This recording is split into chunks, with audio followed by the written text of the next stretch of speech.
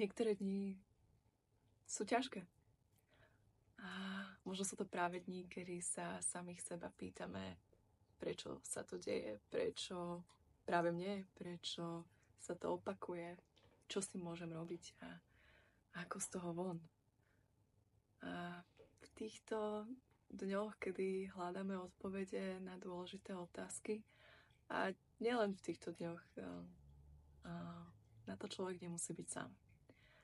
A na podporu si môže zavolať napríklad aj kouča, ako som ja, ktorý pomáha zorientovať sa v sebe, v situácii, vo svojich emóciách, prežívaní, vzťahoch, vo svojom tele.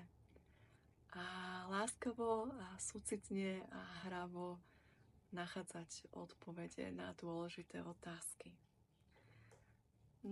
Spoločne si môžeme vybudovať taký vnútorný kompas. Kompas láskavosti, súcitu, pochopenia so samým sebou. Tak, aby sme mohli byť svojim dobrým kamarátom aj v tých najťažších dňoch.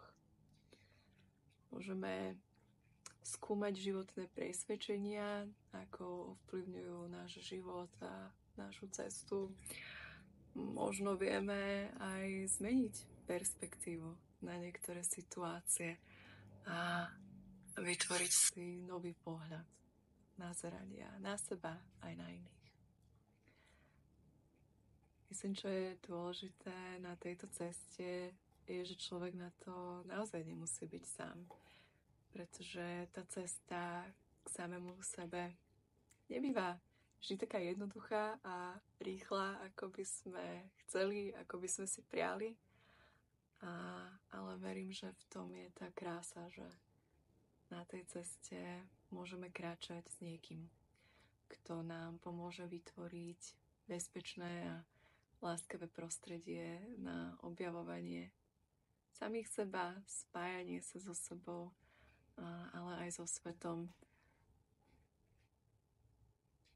Bude mi cťou, ak tým niekým pre vás budem môcť aspoň kúsok tej cesty byť ja a budeme môcť kráčať spolu. Niektoré dni sú ťažké. A možno sú to práve dni, kedy sa samých seba pýtame, prečo sa to deje, prečo práve mne, prečo sa to opakuje, čo s tým môžem robiť a ako z toho von. A v týchto dňoch, kedy hľadáme odpovede na dôležité otázky, a nielen v týchto dňoch, na to človek nemusí byť sám. A na podporu si môže zavolať napríklad aj kouča, ako som ja, ktorý pomáha zorientovať sa v sebe, v situácii, vo svojich emóciách, prežívaní, vzťahoch, vo svojom tele.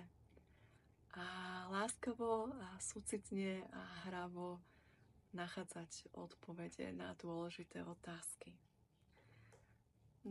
Spoločne si môžeme vybudovať taký vnútorný kompas. Kompas láskavosti, súcitu, pochopenia so samým sebou. Tak, aby sme mohli byť svojim dobrým kamarátom aj v tých najťažších dňoch. Môžeme skúmať životné presvedčenia, ako ovplyvňujú náš život a našu cestu. Možno vieme aj zmeniť perspektívu na niektoré situácie a vytvoriť si nový pohľad nazerania na seba aj na iných. Myslím, čo je dôležité na tejto ceste, je, že človek na to naozaj nemusí byť sám. Pretože tá cesta k samému sebe nebýva vždy taká jednoduchá a rýchla, ako by sme chceli, ako by sme si priali. Ale verím, že v tom je tá krása, že na tej ceste môžeme kráčať s niekým, kto nám pomôže vytvoriť bezpečné a láskavé prostredie na objavovanie samých seba, spájanie sa so sebou, ale aj so svetom. bude mi cťou, ak tým niekým pre vás budem môcť aspoň kúsok tej cesty byť ja a budeme môcť kráčať spolu.